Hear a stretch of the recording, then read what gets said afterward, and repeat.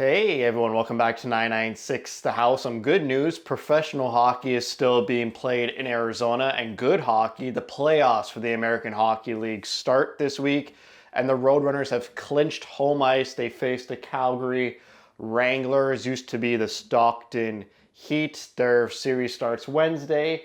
It's a best out of 3 series, and then the next 2 rounds are best out of 5, and then conference finals are best out of 7, and the finals is best out of 7. The Roadrunners finished second in their division, the Pacific Division, going 43-23-6. That's honestly pretty great for professional hockey in Arizona. Goals for per game, it's above 3 goals per game. We love to see that, but still only good for 5th in their division. Goals against, a bit high, 2.97, but still below 3, and it's 7th in their division. Power play, pretty stinky. I guess not a lot of firepower, or we took their firepower with Dylan Gunther, and they didn't really have a sort of sniper on their roster. They're more of a team that wins by committee, a lot of hard work, a lot of digging in, and Steve Potvin, the head coach in Tucson, has done a good job to bring that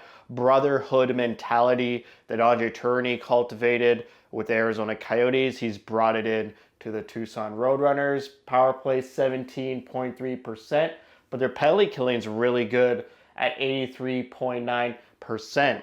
Now their penalty kill is really good because they are the most penalized team across the whole American Hockey League, and it's not even close. They have 1,280 penalty minutes, and second place is 160 minutes below the Roadrunners.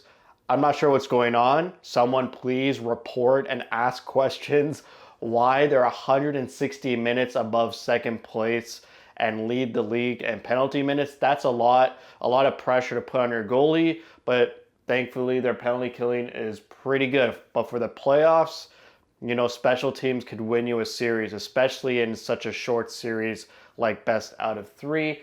Their home ice advantage, they're 22-11-3, and they're pretty good away as well, 21-12-3. They're on a bit of a good stretch here. They got a 7-game point streak, and they're 7-2-1 in their last 10 games played. We'll continue this way. Their starting goalie, Matt Vialta, we saw him for 1 game with the Coyotes. Didn't go really well. Didn't even look confident to me. He's got a lot of development in the NHL. He's got a lot of development needed to reach the NHL level, but in their American Hockey League level, he's great. 31 wins, 17-5 with a 911 save percentage and a 2.54 goals against average. At the mid-season report, he was 20-10-1. So since then, he's 11-7-4, which doesn't seem great to me. And thankfully, their backup goalie, Dylan Wells, who's 10-5-3, even though his numbers aren't too shabby. Since the mid-season report, he's 7-3-2. So maybe, you know, Vialta needs to get some confidence back. Maybe going up with the Coyotes and having a rough game maybe messed him up mentally. But hopefully he's ready, he's prepared. And they have a stocked roster. And some names you don't even see on here. Connor Geekie, breaking news. Connor Geekie is going to join the Roadrunners. His team got eliminated in the Western Hockey League playoffs, so he joins the Roadrunners. We'll see if he makes a debut game 1. He'll practice with the team. A lot of injection of new players for the Roadrunners. I'm not sure how they're going to handle it because, you know, they had a core group of players that took them to second place in the division, took them to the playoffs, took them to home ice advantage. Now you're injecting guys like Josh Stone, Dylan Gunther, Kessel Ring, Kolya Chonuk for a little bit, and now Connor Geekie and Sam Lipkin. Can't forget Lipkin. He's only got 1 assist in 7 games played with the Roadrunners, so he's trying to get acclimated as well. But you add all those guys to this roster, and it looks pretty good. They could go far, but this Pacific Division, it's pretty good, you know. You got Calgary's all right, but the Colorado Eagles are good. Ontario Reign is good. Coachella Firebirds have been great since their existence a couple of years ago. So we'll go to individual stats over here. Hopefully you can see it. We got Josh Doan, who didn't even play the last, 12 games For the Roadrunners, he still leads the team in points and goals with 26 goals, 20 assists, 46 points, and 62 games played. His call-up was not a fluke. He's been torching the American Hockey League, and I'm sure they'd love to have him back.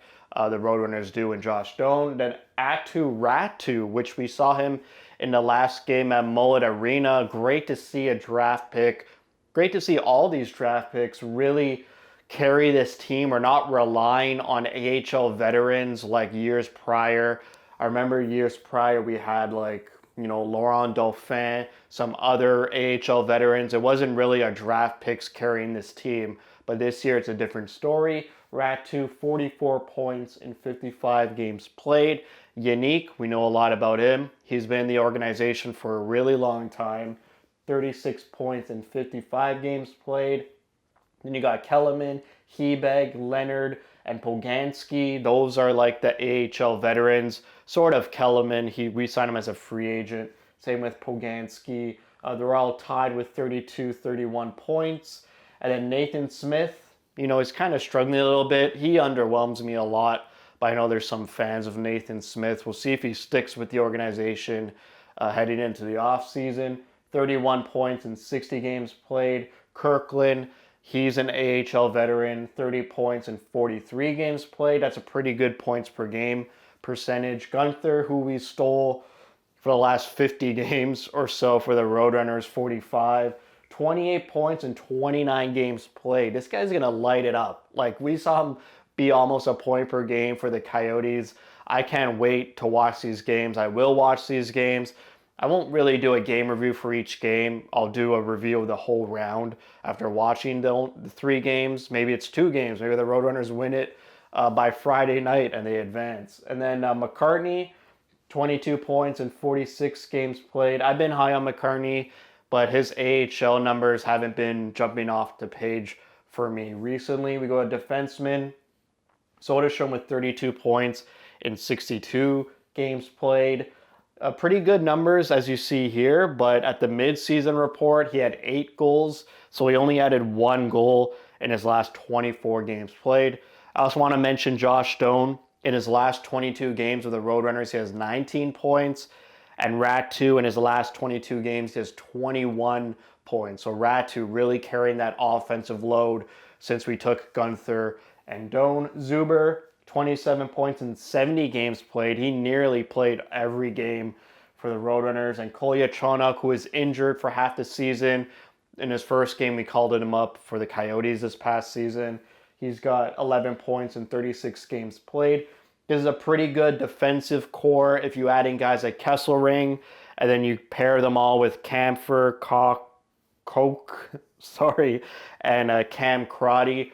Pretty good. And you got guys like Onyebushi and some other guys for the defensive core. This is a pretty built team, meaty team. A lot of threats here.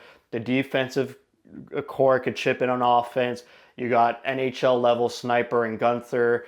You got a hardworking guy in Doan. You got Ratu to supplement the secondary scoring. There's other guys not even here like Thiessen and some others. Curtis Douglas, who's a huge, big body centerman. And then you add Geeky and Lipkin. Maybe they could provide some offense as well. Just hopefully, they stay out of the box a little bit. Vialta gets some confidence and they go on a roll here. How great would it be to get a championship in Arizona with the Tucson Roadrunners? It's going to be great to see. I heard at the last game of the season for the Roadrunners, they eclipsed their record for attendance in a game. I believe it was like 6,500 people. I expect the crowd to be in it and turned on for these playoffs. There's a lot to cheer about for the Roadrunners, and hopefully it all goes well. It starts Wednesday night, and then Friday and Saturday are the other games, and then we'll see from there. So thank you everyone for watching. If you like what you see, spread the word. And as always, thank you for your support.